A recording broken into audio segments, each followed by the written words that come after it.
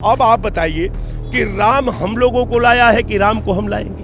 तो एक देश एक विधान और एक देश तीन विधान, तो एक देश तीन विधान की सरकार है। निर्वाचन आयोग जो है शुद्ध रूप का भारतीय जनता पार्टी का निर्वाचन सेल बन गया है। खबर आ रही है कि एसआईआर जो हुआ है उसमें फाइनल वोटर लिस्ट में 2 करोड़ से भी ज्यादा नाम हटाए गए हैं। तो आपको क्या लगता है ये कोई साजिश है या यही कुछ प्रक्रिया है या कोई तकनीकी इसमें दिक्कतें आ रही? देखिए, विपक्ष का मामला नहीं है। कारण ये है कि एसआईआर पर हमारा उत्तर प्रदेश के सम्मानित मुख्यमंत्री जी ने भी कोट किया कि जब आबादी बढ़ रही है तो वोट घट रहा है, ये संदेह के घेरे का मामला है। निर्वाचन आयोग पर मुख्यमंत्री ने सवाल उठाया कि जब जनसंख्या बढ़ रही है तो वोट भी बढ़ना चाहिए, लेकिन वोट न बढ़ करके वोट घट रहा है। इसका मतलब कि एसआईआर के माध्यम से जो निर्वाचन नियमावली अधिनियम 13 और 17 है, निश्चित उसका तौर पर जो है निर्वाचन आयोग जो है अपने कैडर की गरिमा को हेरा फेर करके जो है उस विधा के साथ अन्याय किया है, उस विधा को ब्लैकमेल किया है, उस विधा को धोखा देने का प्रयास किया है, उस विधा के तहत संविधान के प्रदत्त मंशा के विपरीत फैसला किया है। तो एसआईआर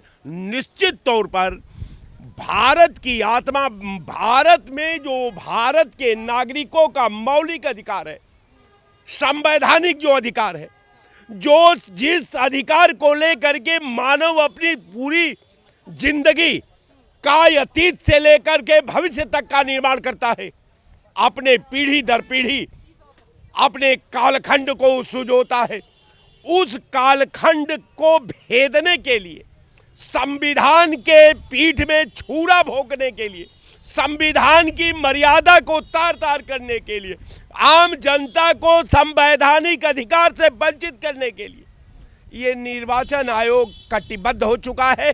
निर्वाचन आयोग जो है शुद्ध रूप का भारतीय जनता पार्टी का निर्वाचन सेल बन गया है।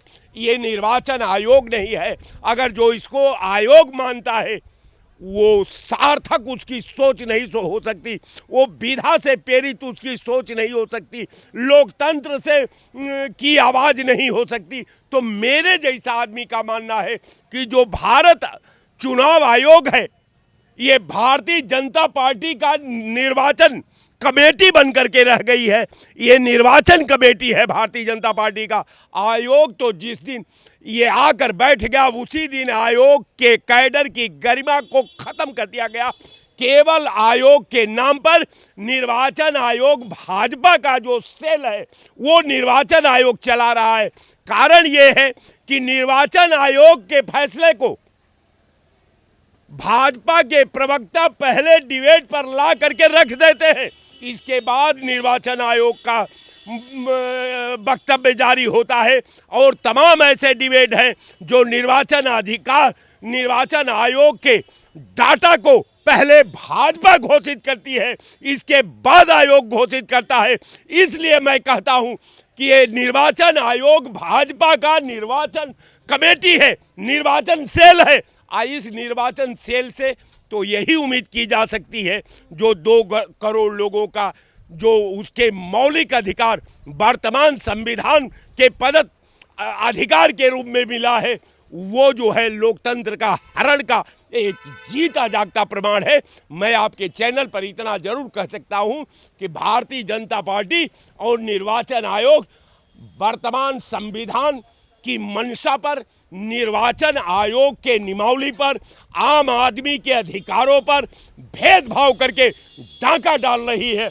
और संविधान के पीठ चुनाव से पहले इस तरह से वोटर लिस्ट से नाम हटना कोई साजिश लग रही है, जिस तरह से लोगों को क्या प्रभावित किया जा रहा है? आपको अब आप समझिए, नगर निगम का जो चुनाव होता है उसकी वोटर लिस्ट और होती है, जो ग्राम सभा का चुनाव होता है उसकी वोटर लिस्ट का नाम और होता है, वही लोकसभा और विधानसभा में जो चुनाव होता है उसमें वोटर लिस्ट दूसरी होती है। जब एक देश एक विधान, तो फिर एक देश तीन विधान कैसे?